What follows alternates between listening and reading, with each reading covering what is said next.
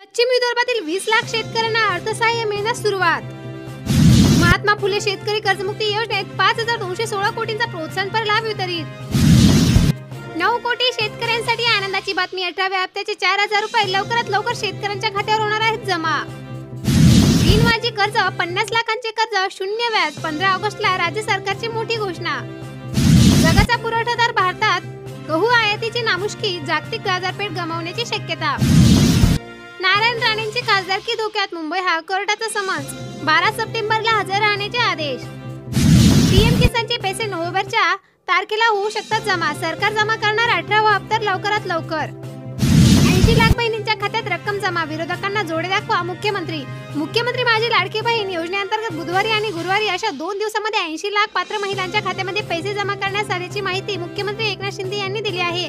बहिणींना रक्षाबंधनापूर्वीच ओवाळणी जमा झाल्याचे सांगत त्यांनी समाधान व्यक्त केले आहे.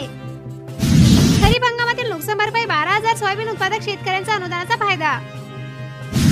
केंद्रीय कर्मचाऱ्यांसाठी आनंदाची बातमी. महागाईमध्ये भत्ता 53 पर्यंत वाढणार. 14,50,000 शेतकऱ्यांची होणार 2 लाखांपर्यंत कर्जमाफी. तेलंगणा शेतकरी कर्जमाफीपर्यंत तिसरा टप्पा वाढवण्यास सुरुवात. मध्यमवर्गीयांना केंद्र सरकारची मोठी भेट. घरांसाठी सरकार देणार आहे 2.50 लाख म्हणजेच 2.5 लाख अशा पद्धतीने मिळणार आहे मदत. लाडकी बहीण योजनेसाठी सरकारकडून तिजोरी खुली. 199 कोटींच्या खर्चाला मंजुरी. सुट्टीच्या दिवशी मोठी घोषणा. एकनाथ दाजी बहिणीचे पैसे दिले, आता आमच्याकडे बघा. दुष्काळ निधीसाठी युवा शेतकऱ्यांचे आमरण उपोषण. लाडकी बहीण योजनेचे 32 लाख अर्ज आले, केवळ 19 लाखच अर्ज मंजूर झाले. अमोल कोल्हेंनी बीडमध्ये आकडे दाखवले. लाडकी बहीण योजनेचा मेसेज आला, परंतु पैसे दुसऱ्या खात्यात गेले. काय गोंधळ झालाय? आधार नंबर टाकून करा चेक.